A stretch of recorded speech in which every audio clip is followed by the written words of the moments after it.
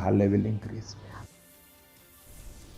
To help voters, especially the young and first-time voters, to make informed decisions and come out in large number to exercise their franchise, a symposium on parliamentary politics and political participation was organized by Sankardev College in college campus today to give candidates contesting the Lok Sabha polls from Shillong parliamentary seat a chance to address the youth and list down some of their agendas. Here is a detailed news report.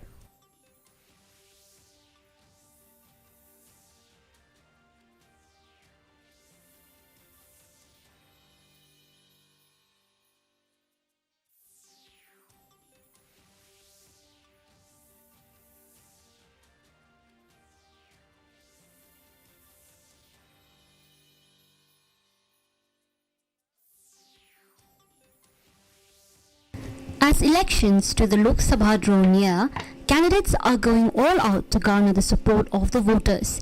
And the Symposium on the Parliamentary Politics and Political Participation organized by the Sankardev College was just the right platform for them to address the people.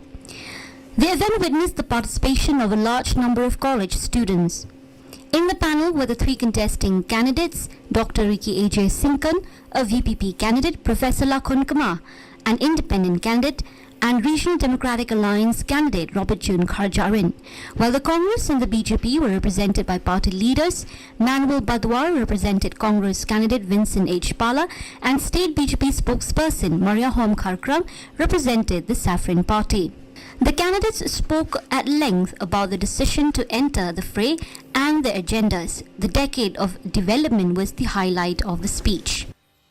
I'd like to express to you what the Congress wants to talk about, at least in this election that is coming this time. What is important is that we should understand that India has already reached a $3 trillion economy and is definitely poised to become the second largest in another 5 to 10 years. Now, the point is, how do we ensure that whatever growth is happening in the country reaches to the grassroots level? I would like to express my alliance promises based on 3 principles.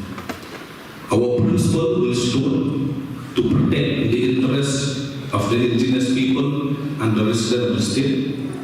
We stood to preserve and conserve the identity, the cultures in the state, and thirdly, to promote the welfare of the state for the benefit of the people watching online.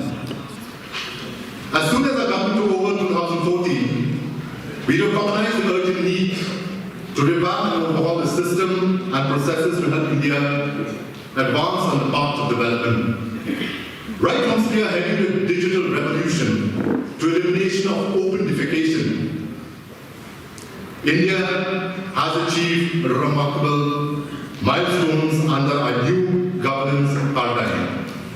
Where religious leaders will discuss issues that concerns every aspect of our survival, that includes from unemployment to education to failure of the healthcare system to drug menace, alcohol menace, and so on and so forth, whatever that can be encompassed. So that we are moving from place to place, and we are doing good. This is a party which is new, party with a vision to revive, restore and transform Meghalaya. The leaders also dwelled in detail on the reasons why people should vote for them. During the course of the discussion, various issues that are going to take center stage this election, from education to health, employment as well as development, were discussed. The issue of the Citizenship Amendment Act was also raised during the debate. The open floor discussion and debate was also organized, where audiences were given a chance to raise questions and seek clarification from the candidates and the political representatives. Questions on water scarcity and traffic jam were a few of the queries raised during the question and answer round. The election to the Lok Sabha in Meghalaya will be held in the first phase on April 19.